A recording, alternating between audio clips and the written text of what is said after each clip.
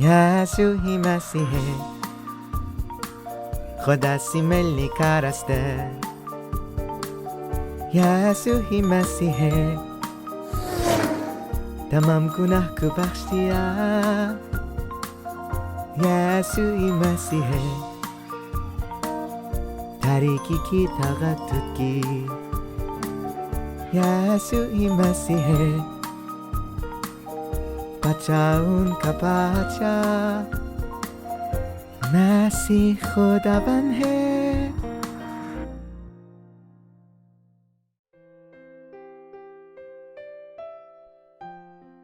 روحانی سربراہی اجلاس جو یسوع مسیح کے نام میں شیطان کے کاموں کو تباہ کرتا ہے. سب لوگوں نے جواب میں کہا، اس کا خون ہماری اور ہماری اولاد کی گردن پر. اس پر اس نے برابا کو ان کی خاطر چھوڑ دیا اور یسوع کو کوڑے لگوا کر حوالہ کیا کہ مصلوب ہو. صبح سویرے سردار کاہنوں اور بزرگوں نے یسوع کو باندھ کر لے گئے اور گورنر پیلاطوس کے سامنے کھڑا کیا. پیلاطوس نے پوچھا، کیا آپ یہودیوں کے بادشاہ اور مسیح خدا کے بیٹے ہیں؟ یسوع نے اس کے سوال کا جواب دیا، تم ٹھیک کہتے ہو. سردار کاہن اور بزرگ جنہوں نے یسوع کا جواب سنا وہ غصے میں آ گئے اور یسوع کو قتل کرنے کے لیے انہوں نے اس پر ہر قسم کی جھوٹی گواہی کا الزام لگایا. پھر پیلاطوس نے دوبارہ یسوع سے پوچھا، کیا تم نہیں سنتے کہ وہ تمہارے خلاف جھوٹی گواہی دیتے ہیں؟ لیکن یسوع نے ایک لفظ کا بھی جواب نہ دیا.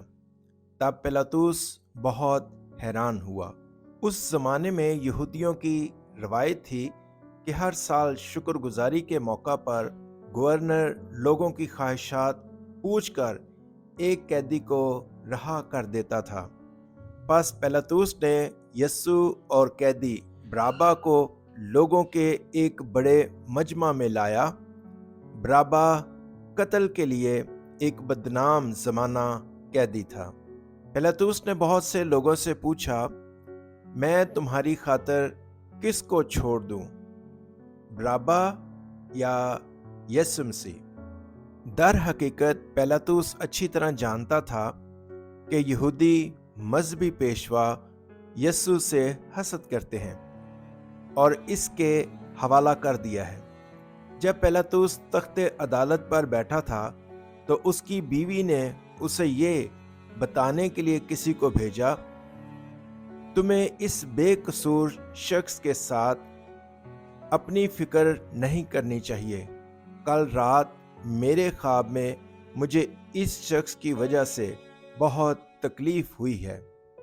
تاہم سردار کاہنوں اور بزرگوں نے بہت سے لوگوں کو قائل کیا اور مطالبہ کیا، برابا کو رہا کرو اور یسوع کو مار ڈالو. پھر گورنر نے ان سے پوچھا، تم ان دونوں آدمیوں میں سے کس کو چھوڑنا چاہتے ہو؟ سب نے زور سے نعرہ لگایا، برابا کو رہا کرو. پیلاطوس نے پھر پوچھا، پھر تم کیا چاہتے ہو کہ میں یسوع مسیح کے ساتھ کروں؟ ان سب نے جواب دیا، اسے مصلوب کرو. پیلاطوس نے پھر پوچھا، کیا وجہ ہے؟ اس شخص نے کیا جرم کیا ہے؟ لوگ اور بھی زور سے چلائے، اسے مصلوب کرو. پیلاطوس بہت حیران ہوا، لیکن اسے کچھ سمجھ نہیں آ رہا تھا کہ وہ کیا کرے. ایسا لگ رہا تھا کہ اگر وہ راستہ نہ پکڑے تو فساد برپا ہو جائے گا.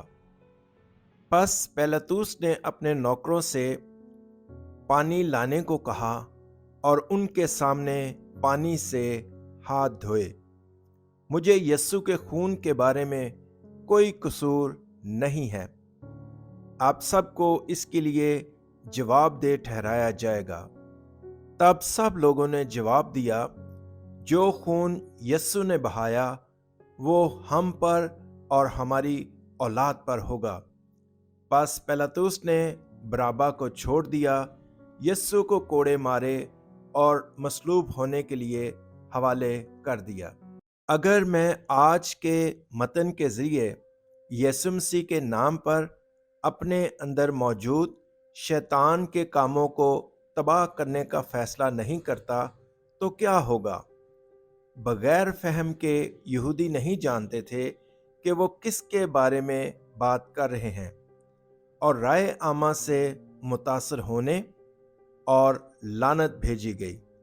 उनकी औलाद को खुदावंद यस्सु के खून की कीमत अदा करने पर मजबूर किया जो बेगुनाह है। आखिरकार उन्होंने अपनी औलाद को मसाइब की ज़िंदगी गुजारने पर मजबूर कर दिया।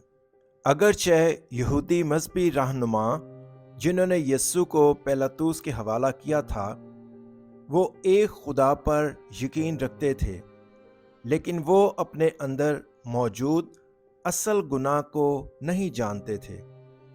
असल गुनाह से मुराद वो हालत है जिसमें एक शख्स झूठे शैतान के फ़रेब में आकर खुदा को छोड़ देता है, जो पैदाइश 3 बाब में ज़ाहिर हुआ था। पैदाइश 3 बाब के वाक़या के ज़रिए असल गुनाह पहले ही हर एक के जिस्म में दाखिल हो चुका है। अगर आप असल गुनाह में हैं तो आप गुनाह जहन्नम की ताकत के तहत हैं। अपनी पूरी ज़िंदगी शैतान के ग़ुलाम के तौर पर गुजार रहे हैं और फिर अबदी तबाही में दाखिल हो रहे हैं। इंसानियत के पोशीदा मसले को हल किए बगैर असल गुनाह यहाँ तक कि अच्छी मजहबी ज़िंदगी गुजारने के बावजूद आप फितनों से दो चार होंगे। इस मसले को हल करने के लिए यीशु मसीह यहूदियों का बादशाह और पैदाइश 3 बाब की 15वीं आयत के मुताबिक औरत की नस्ल इस ज़मीन पर आया।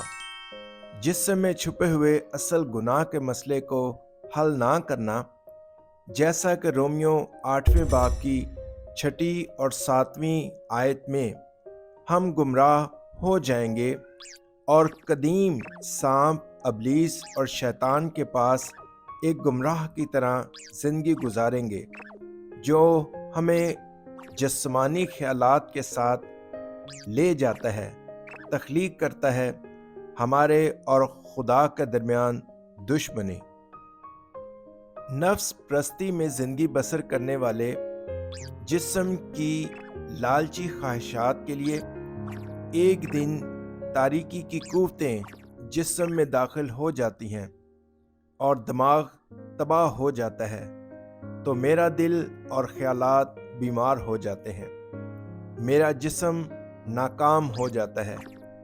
और अगर मेरे पास अच्छे मंसूबे हों तो भी जहन्नम की ताकत मेरे पीछे आती है और मेरे पास मरने के सिवा कोई चारा नहीं होता। फिर हम अपने बच्चों को रूहानी लानत जो हमारे ख़ानदान से गुज़रती है मुंतकिल करेंगे। पहला यूहन्ना 3 बाब की 8वीं आयत में यस्सु ने वाज़ेह तौर पर मसीह के तौर पर आने के मकसद में बताया।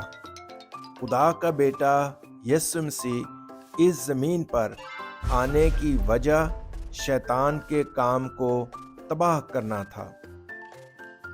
अगर आप यकीन रखते हैं कि पैदाइश 3 बाब की 15वीं आयत का मसीह औरत की नस्ल वो हकीकी बादशाह है जिसने शैतान के काम को तबाह किया, हकीकी काहिन जिसने तमाम लानतों और आफात को ख़त्म किया, और हकीकी नबी है जो खुदा से मिलने का रास्ता है और उसे अपने निजात दहिंदा के तौर पर कबूल करें।